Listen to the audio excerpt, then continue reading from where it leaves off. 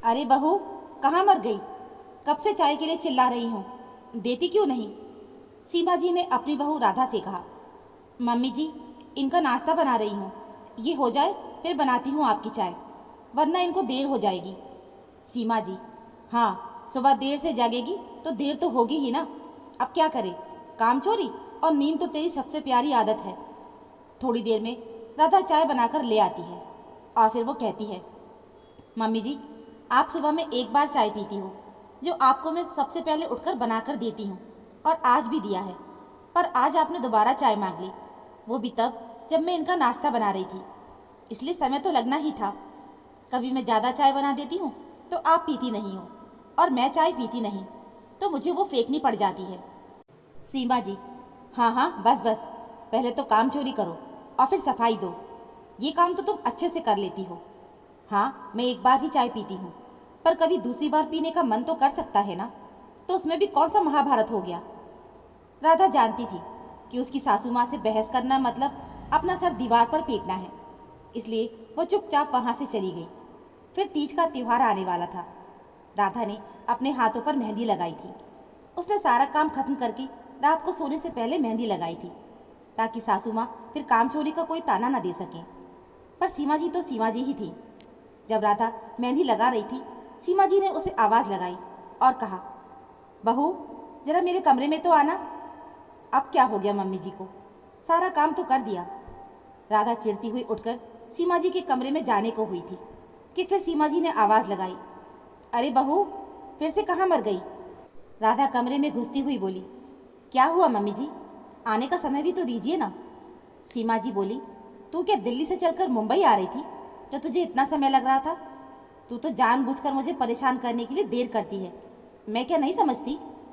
मेरी दवाइयाँ कहाँ रखी हैं, मिल नहीं रही मुझे, ज़रा ढूंढ के दे। राधा, सुबह तो आपने खुद ही ली थी ना, तो याद कीजिए कहाँ रखा था। मैंने मेहंदी लगाई है, मैं कैसे ढूंढ पाऊंगी? और आप बार बार कहाँ मर गई, कहाँ मर गई ऐसा क्यों कहती हैं? मुझे अच्छा नहीं लगता। सीमा जी, अब हो गया सारा किस्सा खत्म। मेहंदी लगाई है तो कुछ कह भी नहीं सकती। कुछ तो है जो तू ढंग से करती है, मेरे बेटे के लिए पूजा। जा, इसलिए मैं खुद ढूंढ लूँगी, वरना ऐसे किसी जिम्मेदारी से हाथ नहीं झाड़ने देती मैं तुझे। और मेरा शुक्रिया कर, जो बार बार कहाँ मर गई कहकर तेरी उम्र बढ़ाती हूँ।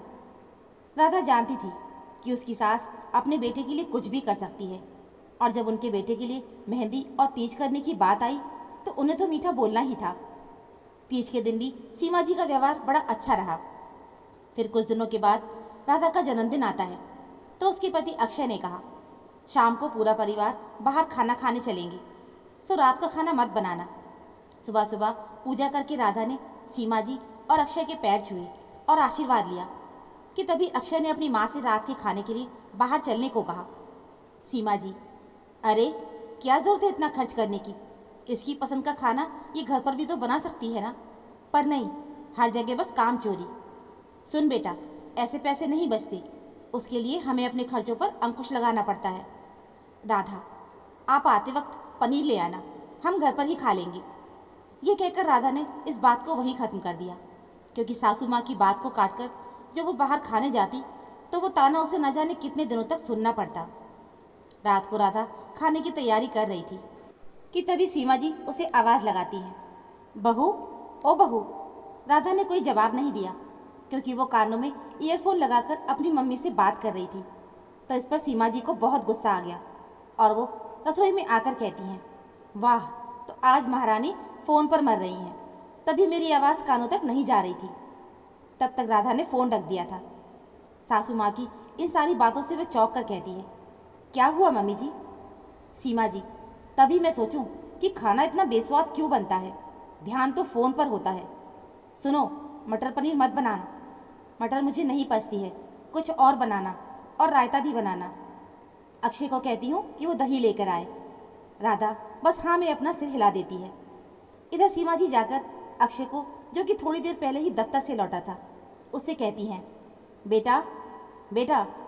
पर अक्षय टीवी में इतना मशगूल था कि उसने सीमा जी की आवाज़ ही नहीं सुनी कि तभी पीछे से राधा आकर चिल्ला कर कहती है, कहाँ मर गए, सुनते नहीं क्या? मम्मी जी कब से बुला रही हैं। सीमा जी और अक्षय दोनों सन्न होकर राधा को देख रहे थे। कि तभी सीमा जी कहती हैं, ये कैसे बोल दिया तूने? कोई अपने पति को ऐसे अशुभ शब्द कहता है क्या? तेरी हिम्मत कैसे हुई? राधा बोली, ये अशुभ शब्द है क्या मम्मी जी? पर आपने तो उस दिन कहा था कि ऐसे शब्द कहने से उम्र बढ़ती है। तो मैंने सोचा मैं अकेली इतनी लंबी जीकर क्या करूँगी? जो इनका साथ मिलेगा तभी तो मेरे सदा सौभाग्यवती रहोगा। जो आशीर्वाद आप हमेशा मुझे देती हो वो भी तो सफल होगा। आप चिंता मत कीजिए मम्मी जी, तीज पर भी आपने यही आशीर्वाद दिया था, तो वो उनकी ढाल बनकर उनकी रक्षा करेगी। पर आप इसे अशुभ कह रही हो। अब तो मुझे डर लग रहा है। इनका तो फिर भी ढाल है, आपका आशीर्वाद, पर मेरे लिए तो ना कोई आशीर्वाद है और ना ही कोई ढाल। और आप तो मुझे सुबह शाम यही अशुभ शब्द कहती रहती हैं, फिर मेरा क्या होगा? सीमा जी अब खामोश खड़ी थी कि तभी राधा फिर कहती है, सुबह से शाम तक बस चरखी की तरह घूम घूम कर घर का सारा काम करती रहती हूँ और आप ये देखती भी हैं, पर फिर भी एक गिलास पानी भी आपको मेरे हाथ से ही चाहिए। जो देरी हुई तो कहाँ मर गई। मैं चाहती तो आपसे इस बात पर झगड़ भी सकती थी, पर फिर सोचा कि आप बड़ी हैं, जो कह दिया तो क्यों दिल पर लगा लेना। पर जब बड़े ही बड़प्पन ना दिखाएं तो छोटों को ही फुहड़पन दिखाना पड़ता है। सीमा जी नजरें झुकाए खड़ी थी और इधर राधा अक्षय की ओर देखकर मंद मंद मुस्कुराकर धन्यवाद कह रही थी, क्योंकि ये सारी तरकीब उसी की थी, वरना राधा शायद ही कभी अपनी जुबान खोल पाती। तो दोस्तों, ये थी हमारी छोटी सी कहानी। उम्मीद है आपको ये कहानी ज़रूर पसंद आई होगी। कहानी अच्छी लगी हो तो प्लीज़ वीडियो को लाइक और चैनल को सब्सक्राइब ज़रूर कर लीजिएगा। मिलते हैं फिर एक और ऐसी नई कहानी के साथ। कहानी सुनने के लिए आप सभी का बहुत बहुत धन्यवाद।